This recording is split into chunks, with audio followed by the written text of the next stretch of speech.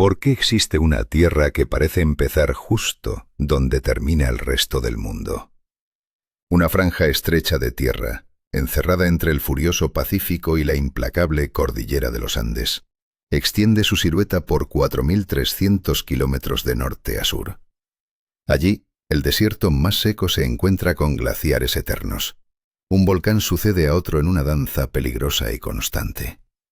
El mar choca contra los acantilados con tal furia que parece querer borrar cualquier memoria de esta tierra. Pero Chile no es solo un punto en un mapa. ¿Qué destino tejieron estos paisajes imposibles? ¿Qué decisiones y miedos moldearon su historia?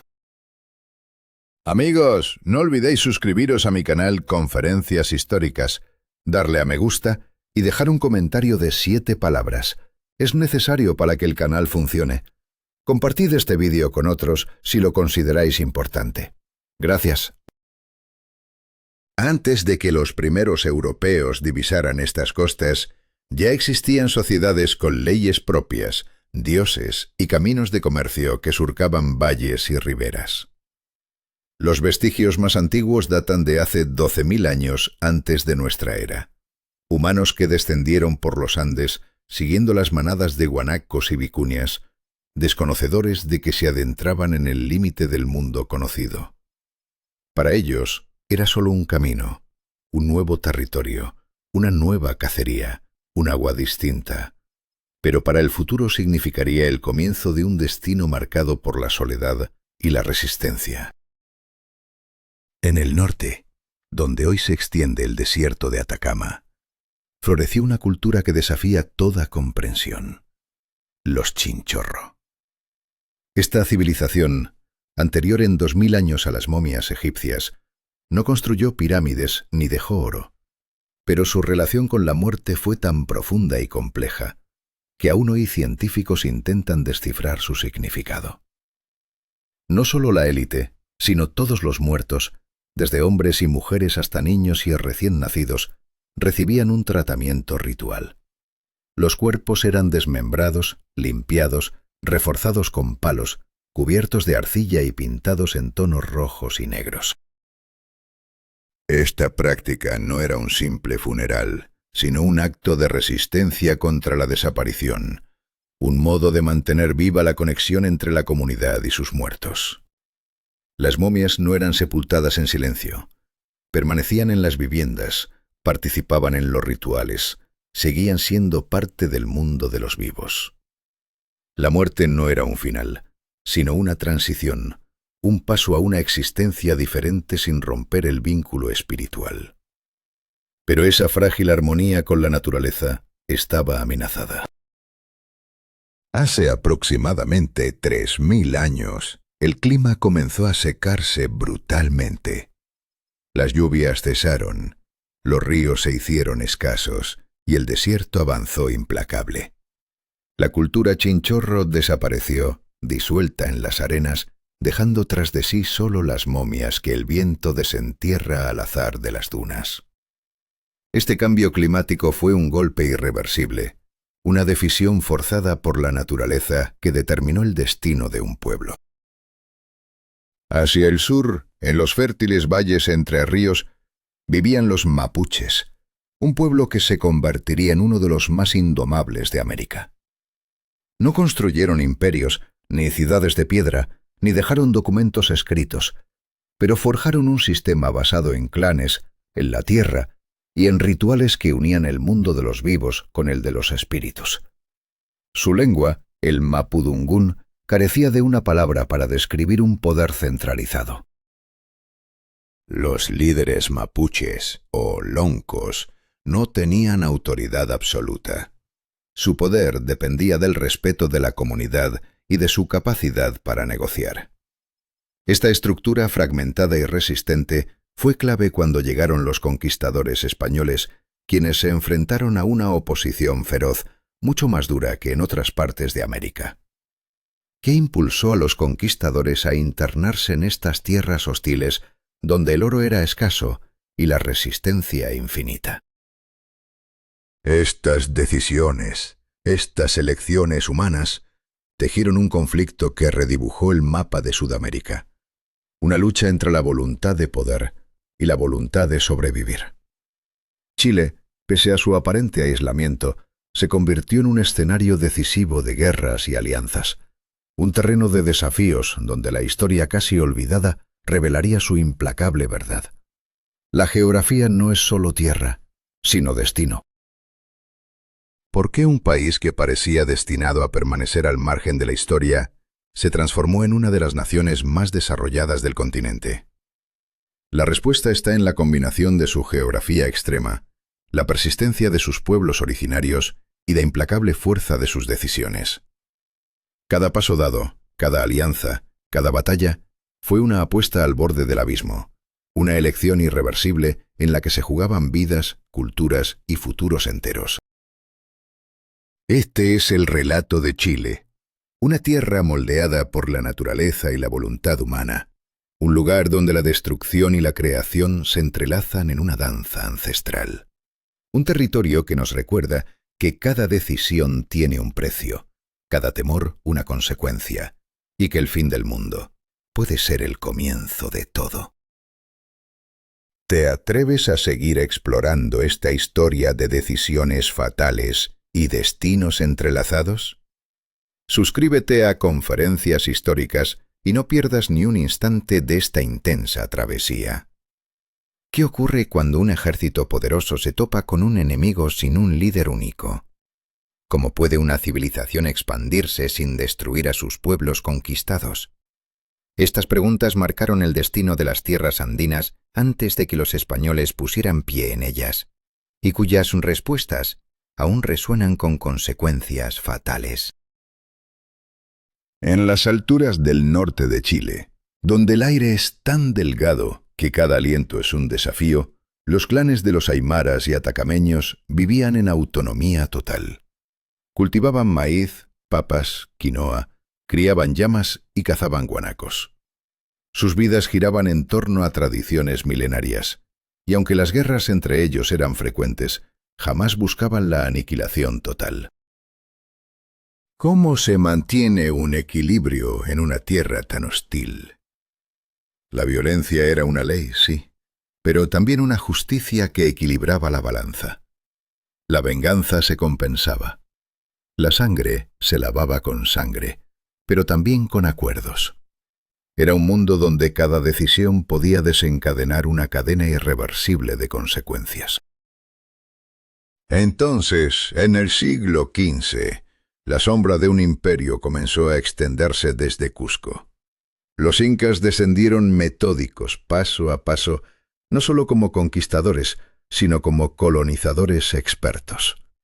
Construyeron caminos que unieron montañas, valles y selvas. Erigieron fortalezas y centros administrativos que consolidaron su dominio.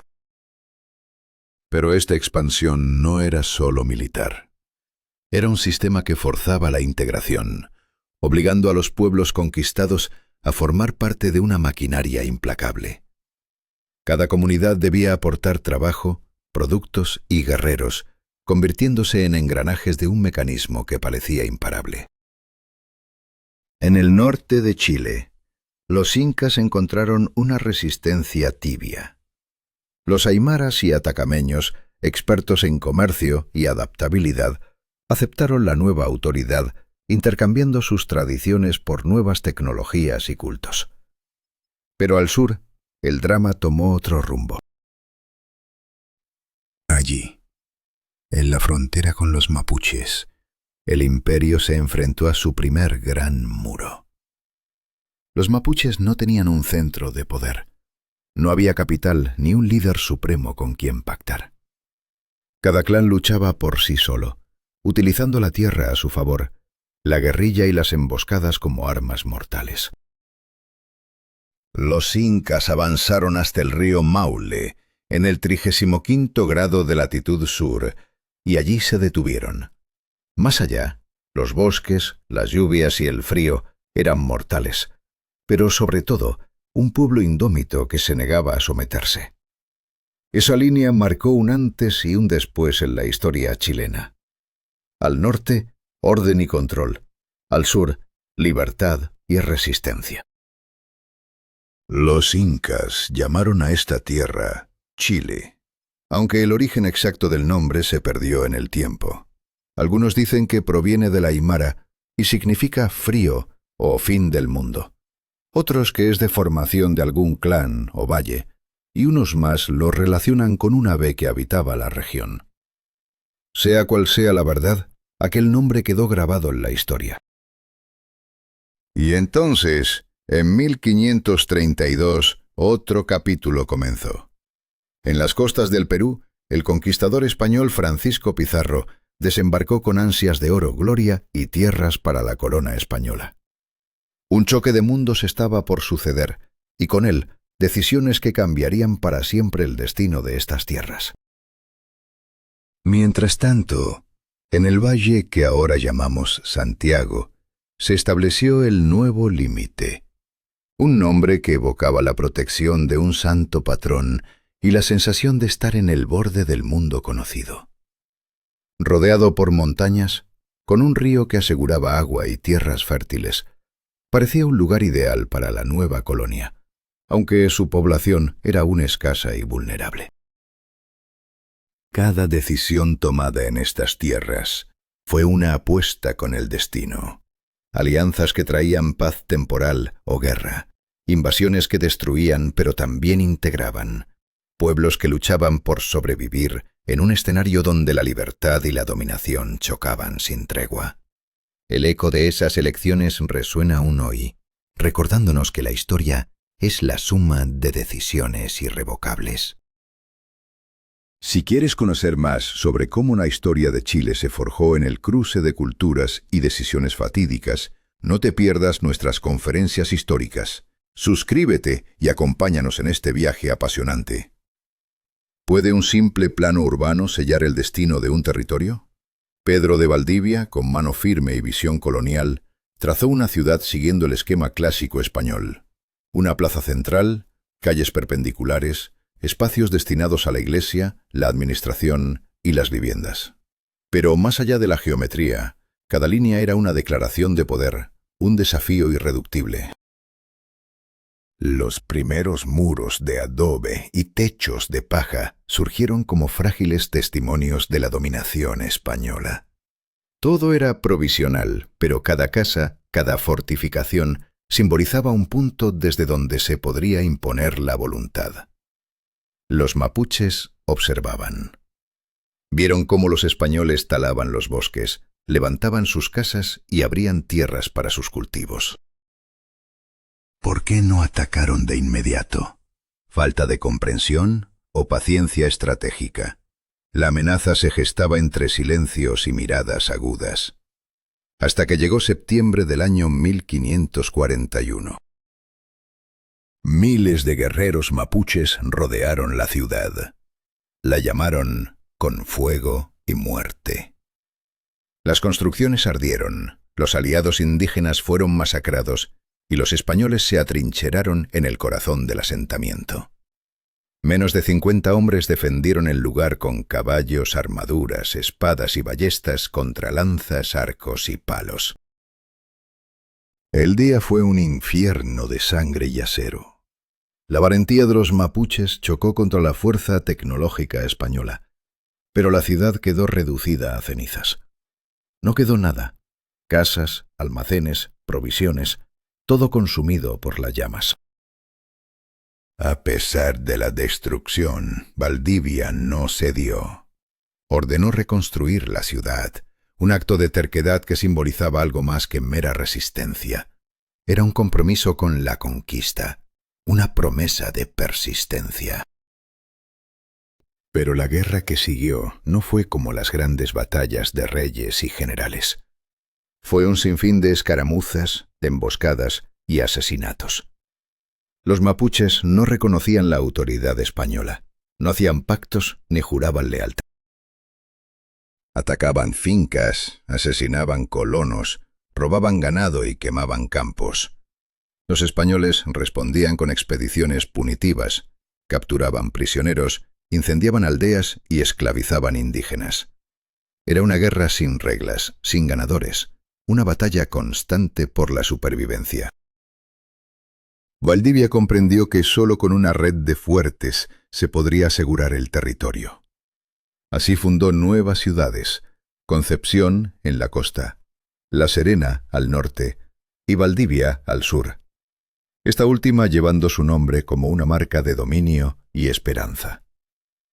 Cada ciudad era una pequeña fortaleza, una base para la expansión. Pero la expansión fue detenida. Los mapuches resistieron en la línea del río Biobío, y esa defensa nunca fue desplazada. El equilibrio se mantuvo, tenso y frágil. En 1553, Valdivia decidió lanzar un golpe decisivo. Reunió sus tropas y avanzó al sur, dispuesto a acabar con las fortalezas mapuches. Pero esta vez, los mapuches estaban preparados. Los españoles fueron atraídos a una trampa mortal. Rodeados, atacados desde todos los flancos, Valdivia fue capturado. Su destino se volvió leyenda, envuelto en versiones que oscilan entre la crueldad y el simbolismo. ¿Fue obligado a beber oro fundido por su codicia? ¿O simplemente asesinado como el gobernador Burgos? Lo cierto es que el fundador de Chile murió a manos de aquellos que intentaba someter. Su muerte se convirtió en un símbolo imborrable. Esta tierra no se cede fácilmente. Cada palmo debe pagarse con sangre. Tras su caída, la colonia se sumió en el caos. Sus sucesores lucharon entre sí por el poder, hasta que la corona española nombró un gobernador oficial. Pero la guerra con los mapuches no cesó. Era la guerra más larga en la historia del Imperio español. La Guerra de Arauco, que duró más de 3 siglos. 3 siglos de combates casi continuos, treguas rotas, ataques renovados. Los españoles intentaron repetir métodos que funcionaron en México y Perú: capturar caciques, convertir indígenas al cristianismo, integrarlos en la economía colonial. Pero los mapuches eran diferentes. No tenían aristocracia ni un poder centralizado como los incas. No poseían ciudades que se pudieran conquistar con un golpe. Tenían la tierra, los bosques, los ríos y un conocimiento profundo de su territorio.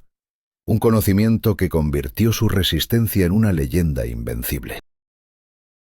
Si creías que la conquista era cuestión de semanas o meses, esta historia demuestra que cada decisión, cada error, cada acto de terquedad cambió el curso de un continente entero.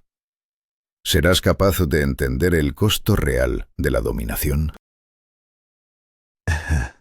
Suscríbete a Conferencias Históricas para descubrir más relatos donde las decisiones humanas alteran el destino de naciones.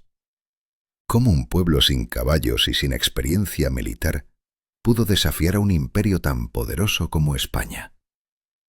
¿Quién fue el líder que cambió el destino de los mapuches para siempre? Y sobre todo, ¿qué precio pagaron por sus decisiones? En el siglo XVI, los mapuches enfrentaban un desafío existencial: aprender a usar las herramientas, tácticas y armas del enemigo que los amenazaba. Capturaron caballos, dominaron la equitación y crearon su propia caballería, adaptándose frenéticamente a la guerra impuesta por los españoles. Pero la verdadera revolución llegó con un hombre: Lautaro, un joven que había servido como criado del líder español, observando cada movimiento, cada estrategia desde dentro de las filas enemigas. Cuando Lautaro escapó y regresó a su pueblo, trajo consigo secretos mortales para los españoles. Sabía cómo construían sus campamentos, organizaban defensas y lanzaban ataques letales. Con esta información, lideró a los mapuches en una serie de embestidas devastadoras. Derribaron destacamentos españoles, capturaron fuertes y consumieron ciudades en llamas. Su nombre se convirtió en leyenda, un símbolo aterrador de resistencia que temían incluso los conquistadores. Sin embargo, la muerte de Lautaro en el año de 1557 no significó el fin de la lucha. Su ejemplo encendió una llama que no se apagaría. Los mapuches comprendieron que podían vencer, que los españoles no eran invencibles. Supieron que la guerra no debía ser rápida y gloriosa, sino larga y agotadora. Una batalla donde el desgaste y la paciencia serían sus armas más poderosas. Mientras tanto, Chile permanecía una colonia pobre y olvidada en el vasto imperio español. No poseía las riquezas de Potosí ni los templos dorados de Cusco. Su economía se sustentaba en la agricultura, en el ganado y en la exportación de trigo y vino hacia Perú. La tierra era trabajada por colonos españoles, pero el motor real de esta economía brutal era el sistema de encomiendas, un régimen feudal de esclavitud encubierta que ataba a los indígenas a sus amos a cambio de protección y cristianización. Los indígenas sufrían bajo esta carga implacable. Muchos murieron desangrados por el trabajo insoportable. Otros se consumieron de hambre, mientras enfermedades letales traídas de Europa, viruela, sarampión y tifus, arrasaban poblaciones enteras sin misericordia. Aldeas enteras quedaban vacías, convertidas en fantasmas de madera y barro, con fosas comunes como único testimonio de su tragedia. En medio de esta tormenta, la Iglesia jugaba un papel ambiguo. Los misioneros construían escuelas, enseñaban español y organizaban reducciones donde controlaban a los indígenas. A la vez, la Iglesia poseía extensas tierras, explotaba mano de obra y acumulaba riquezas, siendo parte inseparable del sistema colonial. Entre ellos, los jesuitas destacaron por su actividad en el sur, en tierras mapuches, intentando mediar y negociar la paz, defendiendo en ocasiones a los indígenas y denunciando los abusos de las encomiendas. Pero las palabras y las cartas que enviaban al rey pocas veces eran escuchadas. La distancia era inmensa, y en las tierras mismas los poderosos colonos ignoraban las leyes y mantenían su dominio con violencia. Los decretos de reforma quedaban en el papel. La realidad era otra. El sistema continuaba porque beneficiaba a quienes tenían el poder en las sombras. A lo largo del siglo XVII, Chile seguía siendo una colonia aislada y empobrecida en el margen del imperio. Los caminos comerciales pasaban obligatoriamente por Perú, a través de rutas marítimas peligrosas y costosas, enfrentándose a piratas que acechaban en cada esquina. Esta dependencia mantenía a Chile como un territorio olvidado, un lugar no deseado, al que se llegaba por necesidad o por desgracia, nunca por elección. Pero en 1767, una decisión sacudió todo el continente. El rey Carlos III ordenó la expulsión de los jesuitas de todas las colonias españolas. Este poderoso y respetado orden, dueño de tierras, escuelas y misiones, fue acusado de conspirar y de intentar crear un Estado dentro del Estado. Sus propiedades fueron confiscadas, sus miembros arrestados y deportados a Europa. En Chile esto significó el cierre de escuelas y el fin abrupto de una era que había intentado, aunque en medio de contradicciones, proteger a los indígenas y mediar en el conflicto. Así se cerraba un capítulo de esperanza, y se abría otro, lleno de incertidumbre y sombras. ¿Qué futuro esperaba a Chile y a sus pueblos originarios? ¿Quién tomaría el relevo de aquellos que intentaron desafiar el orden impuesto? Las decisiones tomadas entonces marcaron el camino de un territorio que aún estaba lejos de encontrar la paz o la justicia. Si quieres descubrir más sobre estas historias llenas de conflictos y decisiones que cambiaron el curso de la historia, suscríbete a Conferencias Históricas y acompáñanos en la próxima entrega. La historia nunca ha sido tan intensa. ¿Hasta dónde puede llegar la lealtad cuando el mundo se desmorona a tu alrededor? ¿Qué decisiones pueden cambiar para siempre el destino de una nación? La invasión de Napoleón a España en 1818 desató un caos insondable. El rey Fernando VII fue derrocado y sustituido por el hermano del propio Napoleón, José Bonaparte. España quedó sumida en la confusión, y sus colonias americanas quedaron sin un poder legítimo a quien seguir. ¿A quién obedecerían ahora? En Chile, la élite criolla se fragmentó en facciones irreconciliables. Unos defendían la fidelidad al rey depuesto, esperando su regreso triunfal.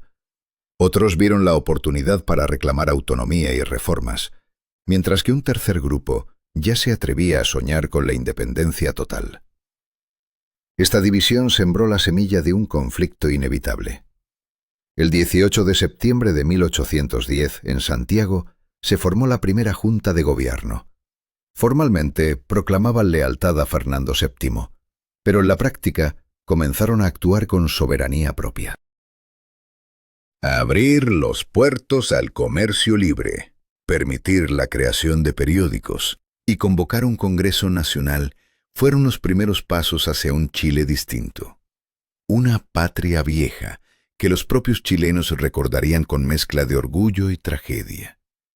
Pero la unión era frágil. La tensión interna se elevaba. Los criollos debatían sin cesar. Los moderados buscaban reformas dentro del imperio español. Los radicales exigían independencia total. Y los realistas los consideraban traidores.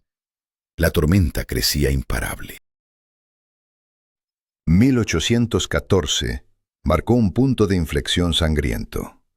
Los radicales tomaron el poder, proclamaron una nueva constitución y celebraron elecciones, pero la respuesta de los realistas fue implacable. Solicitaron ayuda al virrey del Perú, que envió tropas para aplastar la rebelión. Estalló una guerra civil brutal, con batallas encarnizadas que dejaron a ambos bandos debilitados, mal armados y mal preparados. La suerte pendía de un hilo en cada enfrentamiento. La batalla de Rancagua, en 1814, fue el golpe de gracia para los patriotas. Las fuerzas realistas arrasaron con ellos, y los líderes de la independencia huyeron desesperados por los Andes hacia Argentina. La patria vieja terminó en derrota y exilio. Comenzaba la patria nueva, nacida en la sombra, pero aún sin poder reclamar la tierra que amaban. En Argentina, los exiliados hallaron un inesperado aliado, José de San Martín, un general decidido a liberar Sudamérica del dominio español. San Martín tenía claro que para alcanzar el corazón del poder realista en Perú era imprescindible liberar primero Chile. Su plan era audaz y casi suicida: reunir un ejército, cruzar las imponentes y mortales montañas de los Andes, sorprender a los realistas y tomar Santiago para luego avanzar hacia el norte. En 1817, bajo el mando de San Martín y el patriota chileno Bernardo O'Higgins, la Armada de los Andes emprendió su travesía épica. Más de 5.000 hombres, junto con miles de mulas, caballos, cañones y provisiones, se enfrentaron a los picos de 4.000 metros de altura. Las condiciones eran despiadadas, iguales solo a las que sufrieron los conquistadores siglos antes. Pero esta vez la preparación fue meticulosa. Depósitos de suministros ocultos, rutas exploradas y comunicaciones establecidas. El cruce duró 3 semanas de agonía, con muchos pereciendo por el mal de altura, el frío extremo y caídas fatales en precipicios insondables. Sin embargo, la mayoría logró llegar, vivos y determinados, al otro lado de las montañas. Este acto de valentía y resistencia cambió para siempre el curso de la historia. El 12 de febrero marcaría el inicio de una nueva era para Chile y toda Sudamérica, pero las decisiones tomadas en esos días estaban lejos de ser reversibles. ¿Quién podría prever que aquel paso temerario a través de los Andes encendería la chispa que acabaría con el dominio español en la región? La historia aguardaba con el aliento contenido, y los destinos de miles pendían de una cuerda tan fina como las montañas que acababan de cruzar. Si quieres conocer el desenlace de esta epopeya y explorar en detalle las decisiones que moldearon el nacimiento de una nación, Suscríbete a Conferencias Históricas. Aquí la historia nunca muere, siempre arde en cada palabra. ¿Puede una batalla breve cambiar el destino de toda una nación? ¿Qué precio pagaron los hombres que contra todo pronóstico se atrevieron a desafiar a un imperio? En 1817, exactamente 276 años después de la fundación de Santiago, la historia de Chile pendía de un hilo en la llanura de Chacabuco. La batalla de Chacabuco fue un estallido de fuerza y estrategia. Los patriotas, liderados por Bernardo O'Higgins, atacaron con ferocidad desde dos flancos. Los realistas, atrapados y superados, no pudieron mantener sus posiciones y huyeron en desorden. La victoria abrió la puerta a Santiago, un camino que parecía irreversible, pero ¿qué consecuencias ocultaba esta victoria temprana?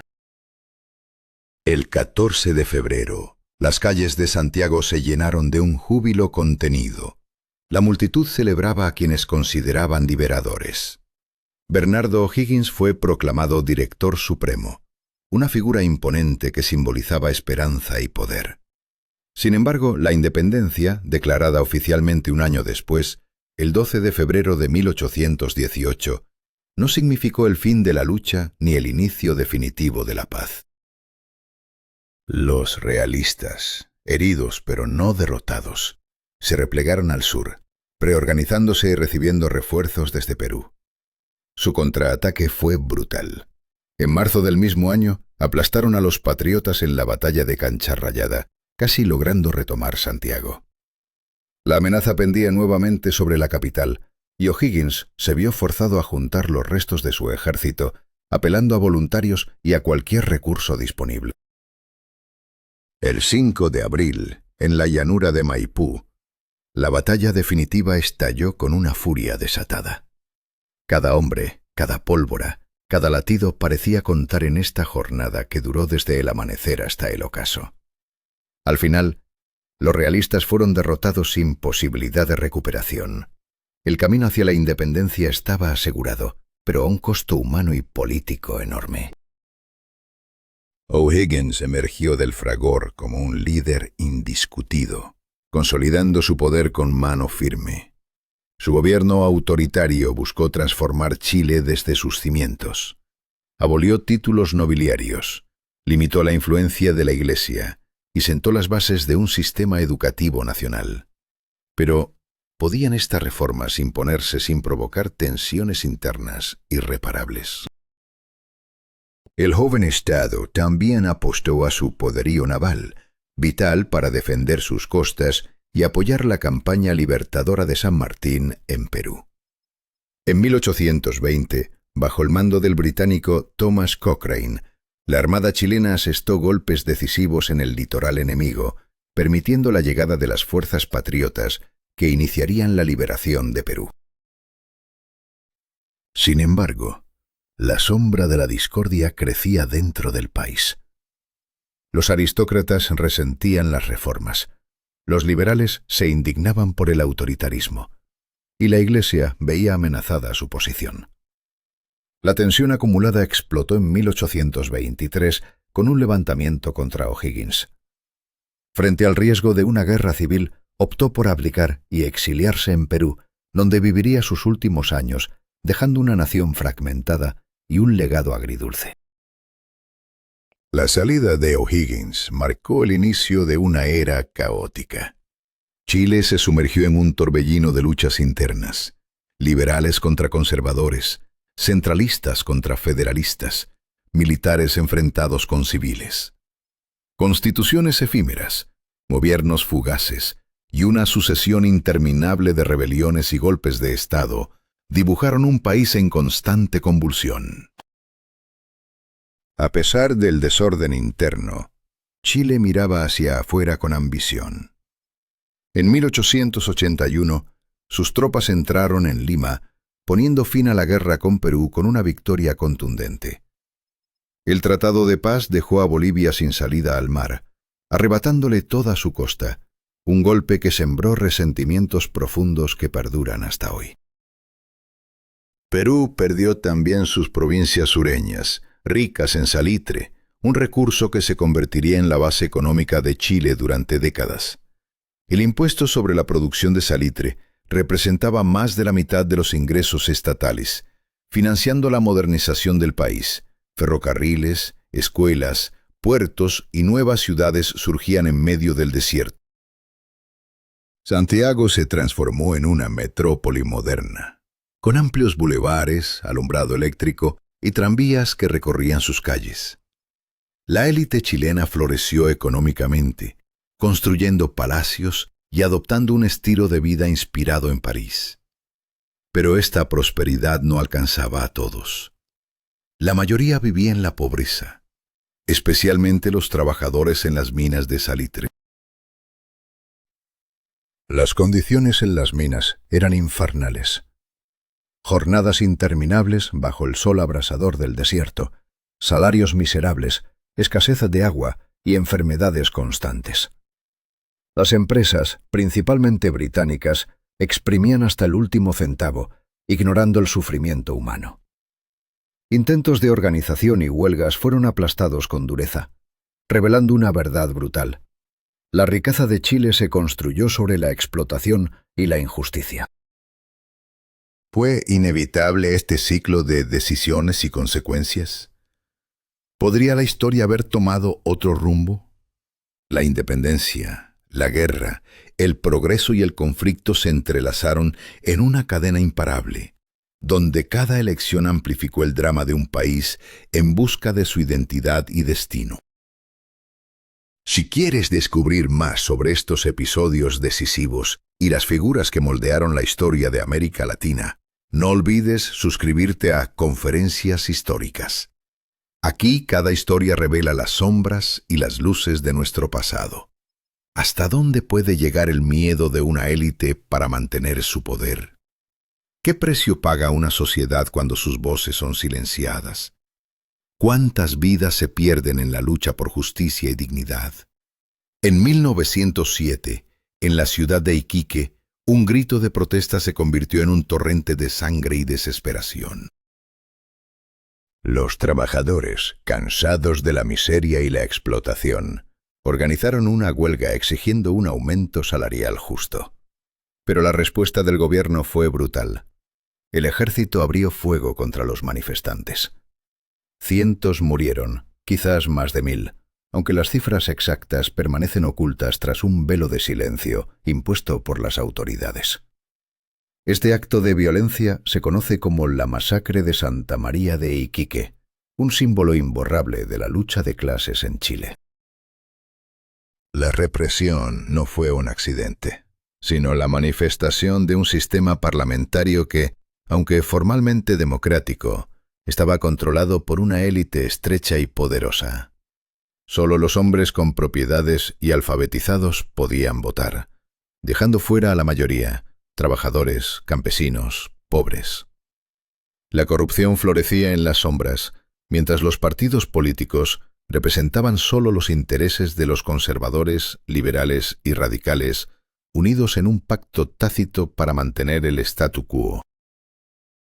Pero la semilla de la rebelión ya había germinado. Nuevas ideas como el socialismo y el anarquismo comenzaron a calar en la conciencia popular. Los sindicatos crecían, las huelgas se multiplicaban, y la prensa de izquierda denunciaba sin tregua la injusticia del gobierno, los abusos del capitalismo y la complicidad de la Iglesia. La élite, aterrorizada por lo que veía en Europa, intentaba equilibrar el miedo con la represión, temiendo que el fuego revolucionario se extendiera a Chile. La Primera Guerra Mundial trajo un breve respiro económico. La demanda de nitrato de Chile se disparó, usado para fabricar explosivos. Pero ese auge fue efímero. La invención alemana del nitrato sintético derrumbó los precios y paralizó las exportaciones.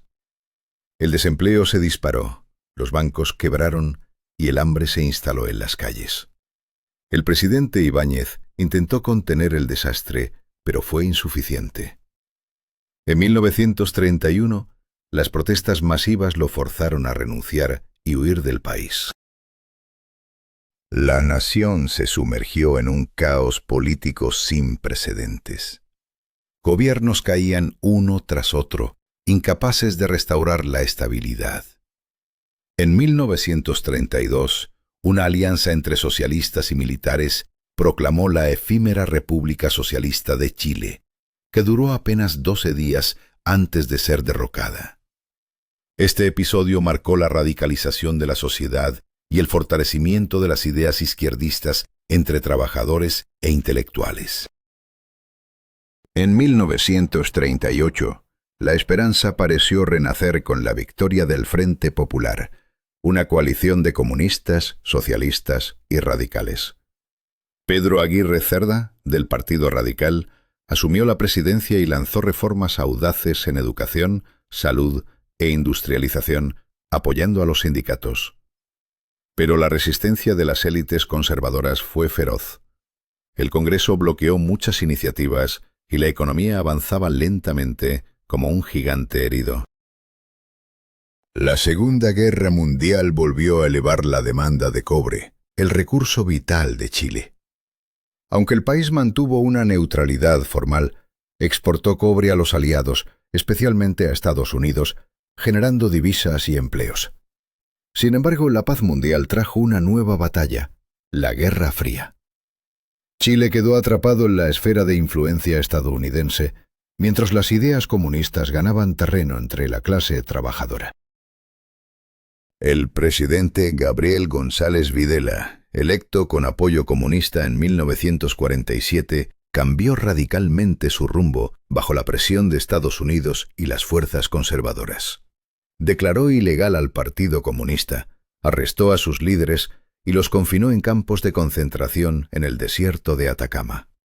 La histeria anticomunista se apoderó del país, alimentada por el miedo global de la Guerra Fría.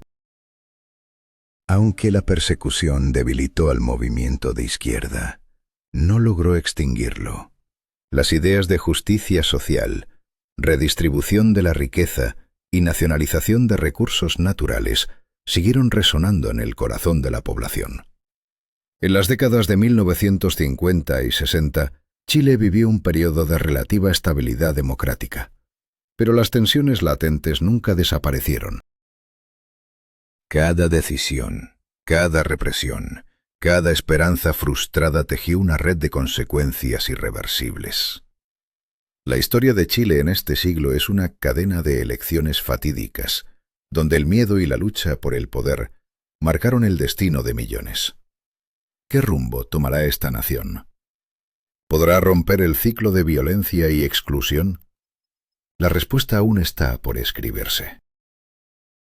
Si quieres seguir explorando estas historias que moldearon el presente, suscríbete a Conferencias Históricas y acompáñanos en este viaje por los momentos que definieron a Chile y al mundo. ¿Puede una democracia sobrevivir cuando sus propios líderes están atrapados entre reformas y resistencias? ¿Cuán lejos puede llegar un país antes de romperse por decisiones irreversibles? En Chile, esas preguntas se convirtieron en un tormento constante durante décadas, marcando el destino de millones.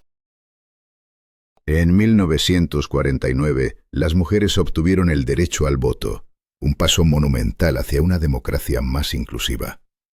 La alfabetización aumentaba y la industria crecía. Sin embargo, la riqueza seguía concentrada en pocas manos. El cobre, alma de la economía chilena, permanecía bajo el control de empresas estadounidenses, mientras la tierra estaba acumulada en las propiedades de grandes latifundistas. Los campesinos vivían en la miseria, trabajando en tierras ajenas por salarios irrisorios. Las ciudades crecían, pero con ellas se expandían los barrios marginales, donde las casas eran construidas con chapas y cartón, sin agua ni saneamiento. Allí, la desesperanza se respiraba en cada callejón, mientras el sueño democrático parecía cada vez más inalcanzable.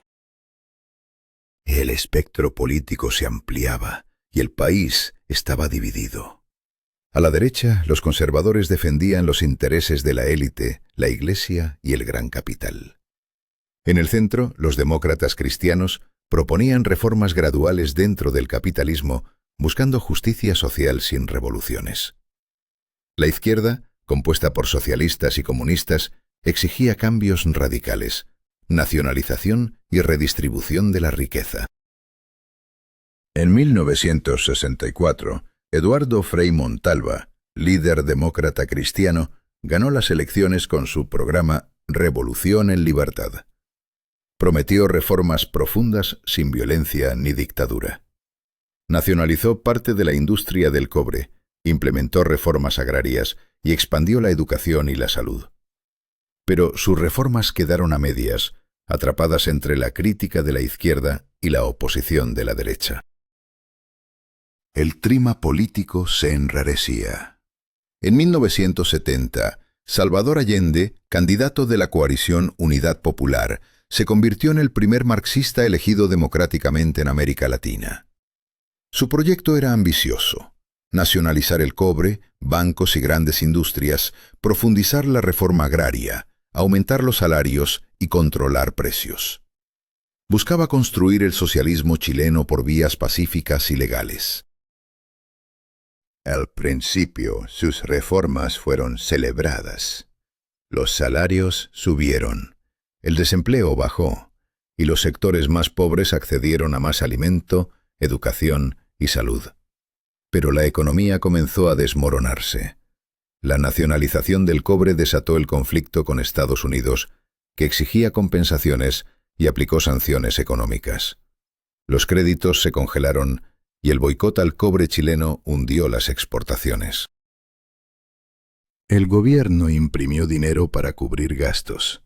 La inflación se disparó y el control de precios generó escasez. Las tiendas se vaciaban y la gente hacía largas filas por pan y leche.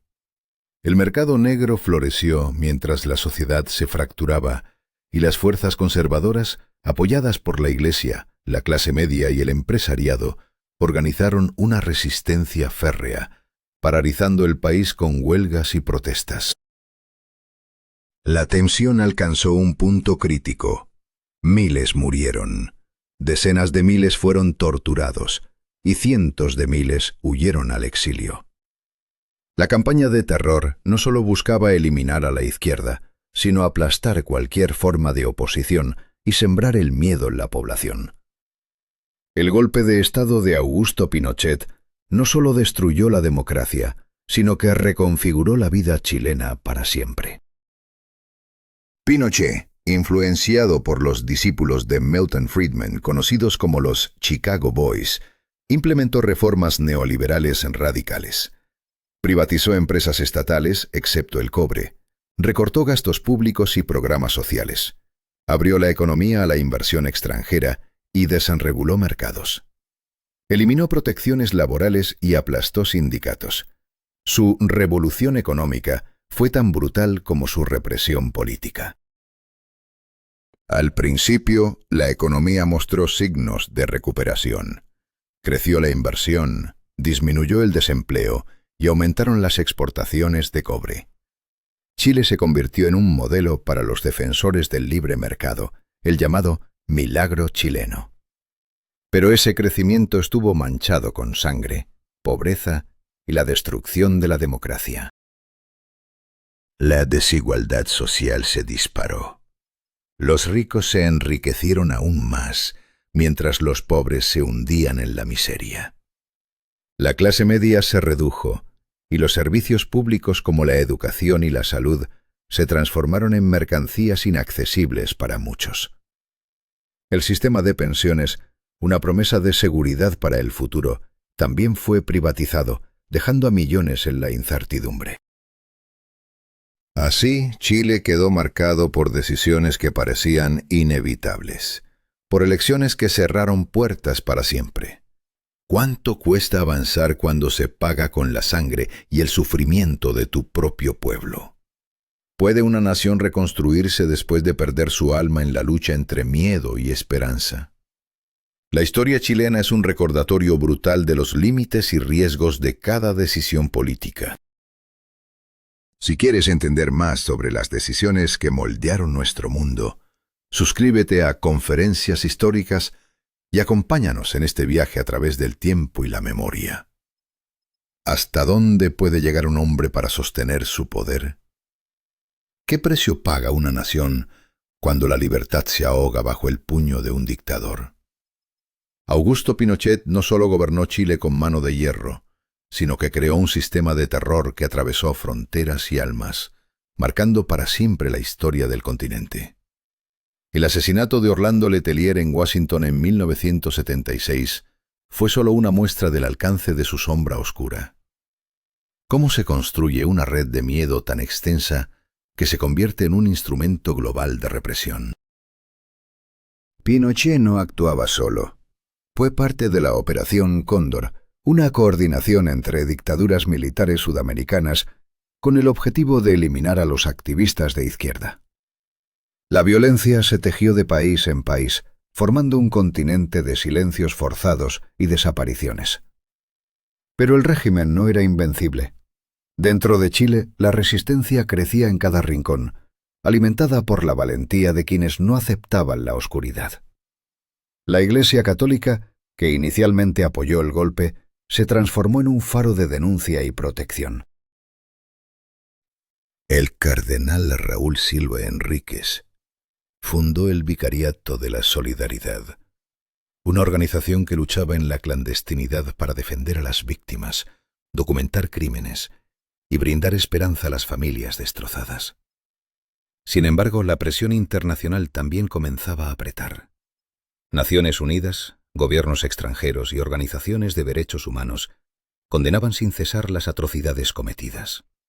Pinochet ignoraba las críticas, pero el desgaste de su legitimidad era inevitable. En 1988, confiado en su popularidad, Pinochet convocó un plebiscito para extender su mandato 8 años más. Pero el país estaba al borde del cambio. La oposición se unió en una campaña llamada No, que se convirtió en un grito colectivo de esperanza y resistencia pacífica. Cantos, pancartas y manifestaciones inundaron las calles, desafiando la sombra de la dictadura con alegría y coraje. El resultado fue un golpe para el régimen. Más del 56% votó en contra. Ante la derrota, Pinochet tuvo que aceptar la apertura electoral. En 1989, la coalición democrática llevó a la presidencia a Patricio Aylwin. El 11 de marzo de 1990, Pinochet entregó formalmente el poder y Chile volvió a la democracia. ¿Pero realmente terminó la dictadura? La transición fue una mezcla amarga de avances y concesiones. Pinochet permaneció como comandante en jefe hasta 1998 y la constitución redactada durante su régimen siguió vigente. El modelo económico neoliberal impuesto durante la dictadura apenas sufrió modificaciones, mientras la pobreza disminuía y la clase media crecía.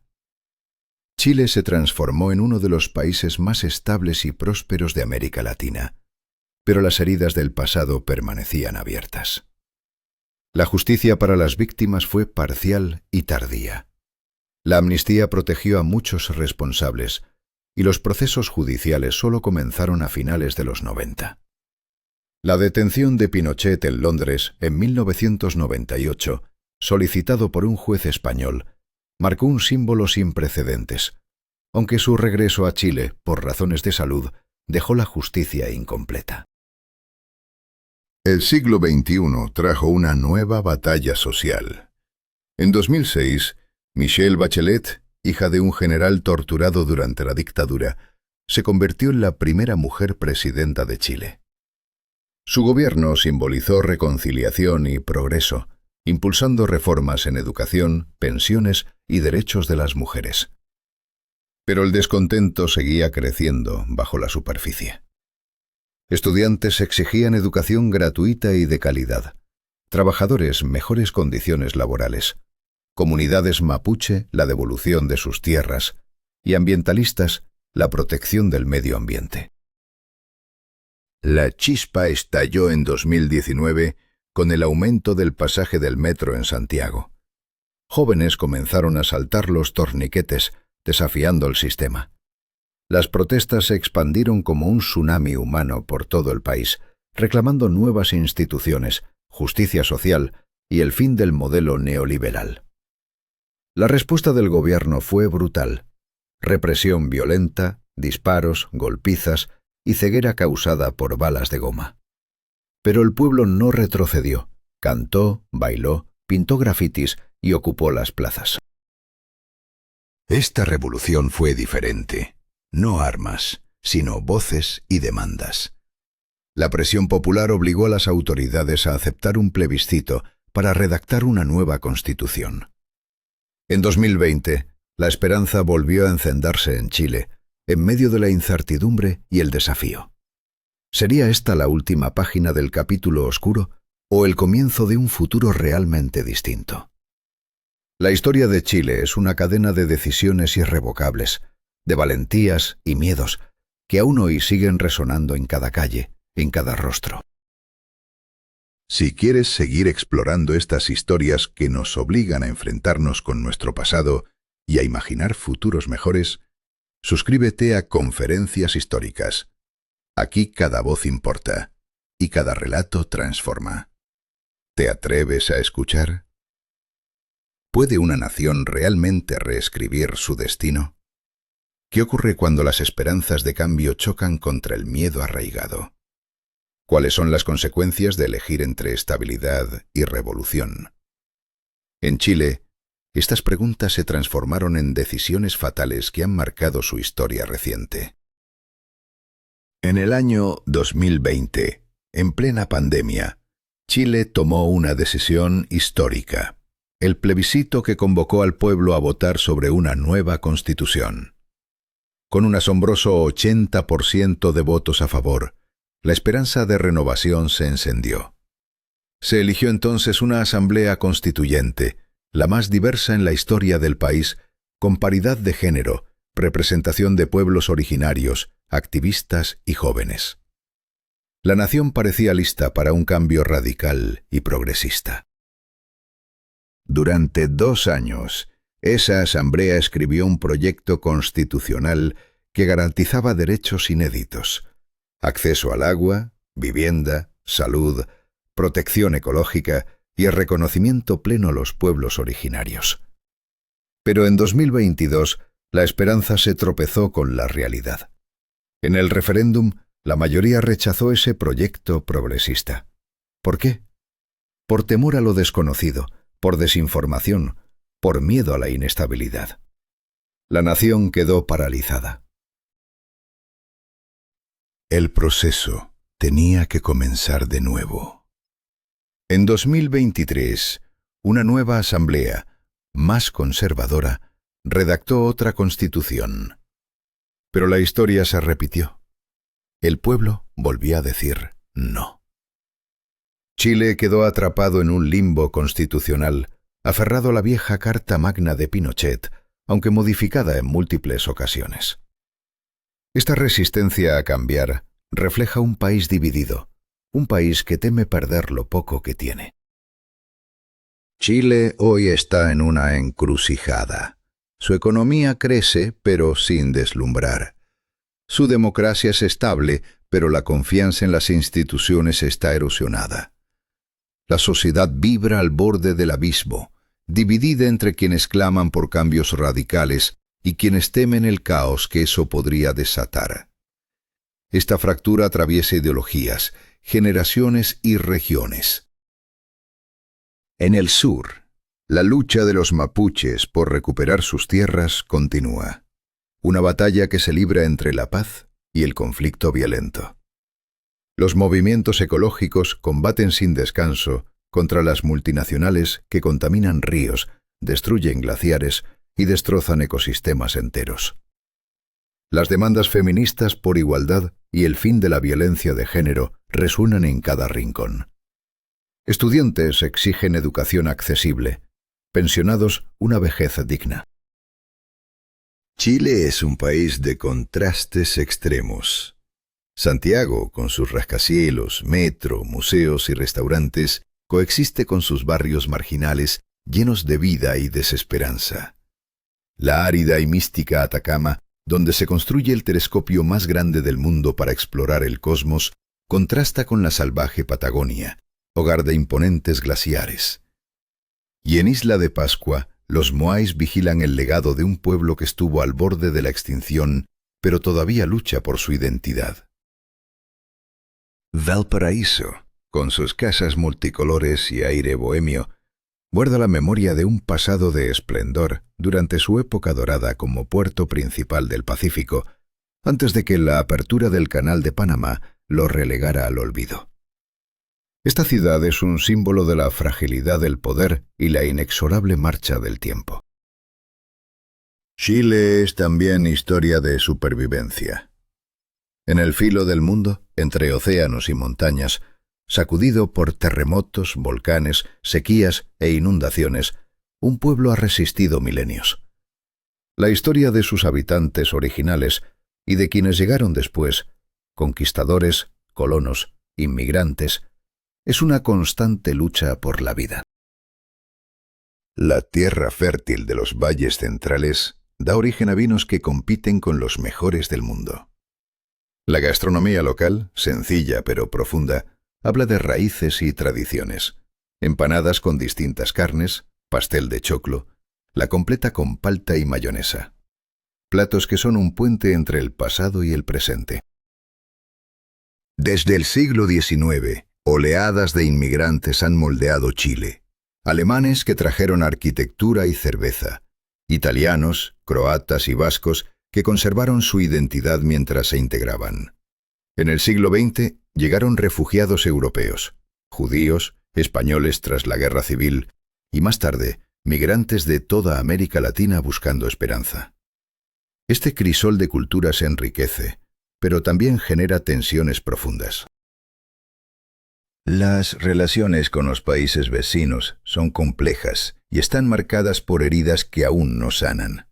Argentina y Chile mantienen una histórica rivalidad con disputas territoriales, especialmente en la Patagonia y Tierra del Fuego, rozando en varias ocasiones la guerra, aunque siempre a punto de resolverse en la mesa de negociaciones. Bolivia guarda una herida abierta desde la Guerra del Pacífico.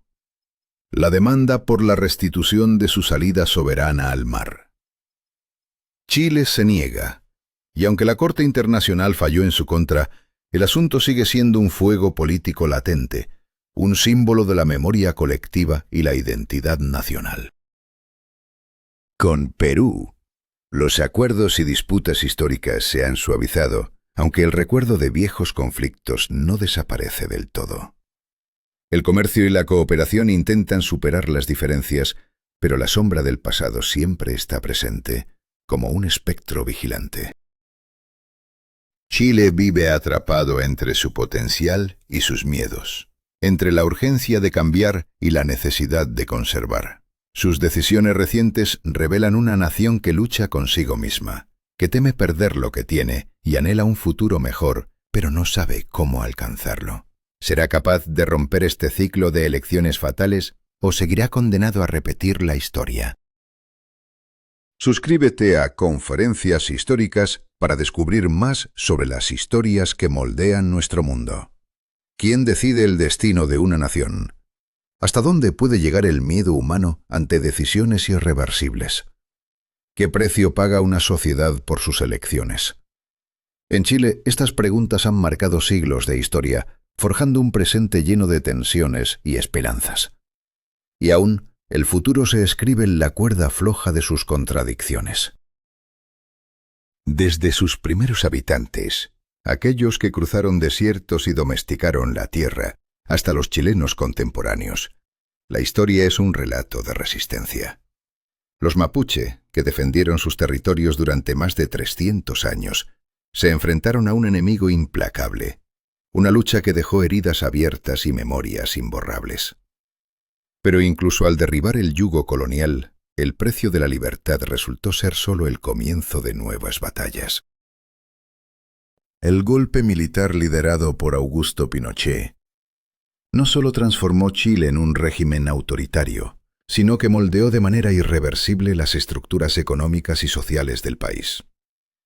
La privatización masiva de la educación convirtió un derecho básico en un producto de mercado, dejando a miles atrapados en deudas que arrastran por décadas.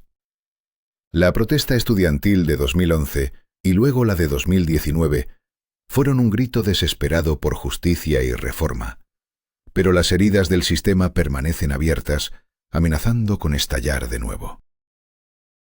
La salud en Chile refleja otra grieta profunda.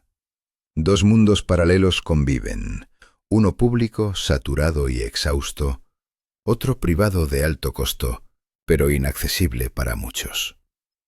La pandemia de COVID-19 expuso sin piedad estas fracturas, aunque la campaña de vacunación fue una de las más exitosas del planeta. Sin embargo, esta victoria sanitaria no disimuló las desigualdades ni la angustia de quienes enfrentan largas esperas y recursos limitados. ¿Qué país podemos construir cuando la salud es un privilegio y no un derecho? Las mujeres chilenas han recorrido un camino arduo, desde la opresión colonial hasta alcanzar presidencias, pero el femicidio sigue siendo una sombra que ensombrece a la nación. El movimiento Ni Una Menos emergió con fuerza, exigiendo leyes, protección y justicia. La violencia de género no es solo una cifra, es la manifestación de un sistema que todavía lucha por reconocer la dignidad plena de sus ciudadanas. Cada protesta es un clamor que desafía el silencio y exige un cambio real e inaplazable. Chile se yergue sobre un territorio de extremos, desde el desierto más árido hasta los bosques milenarios, desde las cumbres andinas hasta el Océano Pacífico. Pero la extracción minera y la explotación de recursos naturales son un dilema constante. El cobre consume el agua que otras vidas necesitan, los ríos se envenenan, las tierras se inundan por represas y los mares se vacían por la sobrepesca. Activistas luchan sin tregua mientras el gobierno intenta equilibrar desarrollo y conservación, pero la balanza parece siempre pender hacia el abismo. El cambio climático acecha con fuerza creciente. Los glaciares de los Andes se derriten, amenazando con desatar una crisis hídrica que impactará a millones. Las sequías en el norte se prolongan, los incendios forestales arrasan bosques enteros, y los deslizamientos de tierra se vuelven más frecuentes y devastadores. Chile invierte en energía renovable. El sol del desierto, el viento de la Patagonia, la fuerza del agua. Pero ¿será suficiente para enfrentar un futuro que parece cada vez más implacable? El 2019, las calles de Santiago y otras ciudades se llenaron de voces que exigían un cambio profundo. No solo protestaban contra la desigualdad y la corrupción, clamaban por una nueva constitución, por justicia social, por dignidad. Las decisiones tomadas en aquel momento marcaron un punto de inflexión. Una nación fracturada buscaba reconstruirse desde sus cimientos. Pero el camino hacia la transformación está plagado de obstáculos, y la historia de Chile enseña que la resistencia también puede ser dolorosa y prolongada. Cada terremoto que sacude Chile no solo destruye casas, también sacude la confianza y la estabilidad política.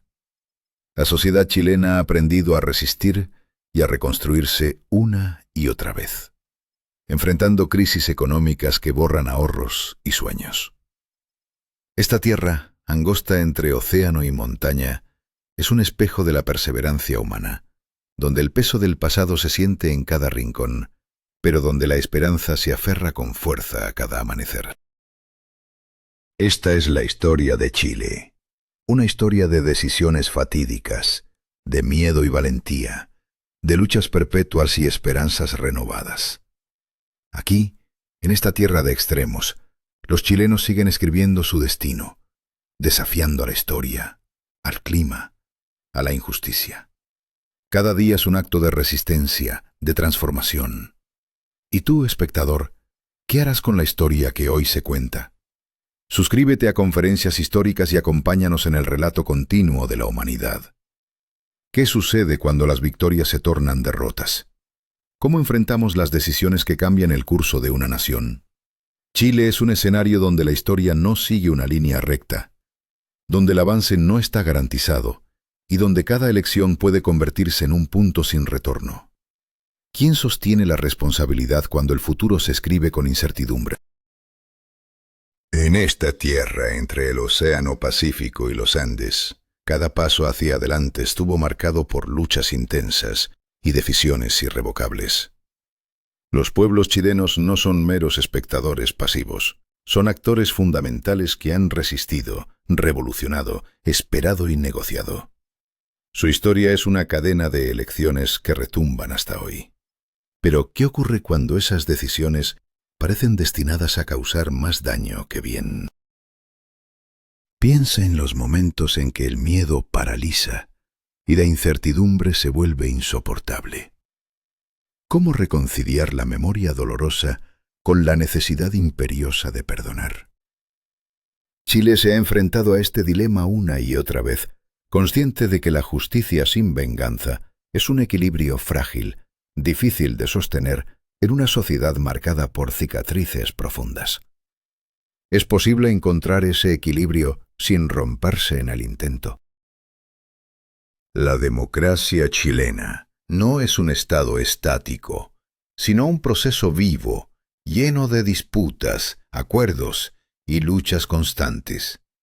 Cada día es un nuevo capítulo en esta historia sin fin, donde la nación avanza, tropieza y se levanta una y otra vez. Porque no hay alternativa. La historia no espera y la vida debe continuar, pese al peso de las decisiones tomadas. Pero ¿cuán lejos puede llegar un pueblo antes de que el pasado lo arrastre? Chile, un país de transferencias y transformaciones, juega un papel central en los procesos globales actuales. Con un pasado tan rico como contradictorio, enfrenta preguntas cruciales. ¿Cómo desarrollar la economía sin destruir su naturaleza? ¿Cómo construir una sociedad en la que todos tengan una oportunidad real? ¿Cómo proteger la democracia cuando ésta se encuentra amenazada por fuerzas internas y externas? No existen respuestas fáciles, solo un proceso interminable, un proceso de debate, de negociación y de compromiso, de lucha constante. Ese proceso, esa historia en movimiento, es la esencia misma de la democracia, es el alma viva de Chile. Cada día, cada hora, este país continúa su marcha, firme a pesar de las heridas, decidido a no rendirse. No hay otra opción. En el corazón de Sudamérica, entre montañas y océano, Chile sigue buscando, cuestionando, resistiendo. Entre la luz y la sombra, entre el pasado y el futuro, su pueblo escribe la historia. Si quieres seguir explorando estos momentos cruciales, suscríbete a Conferencias Históricas y acompáñanos en este viaje lleno de decisiones que cambian el destino.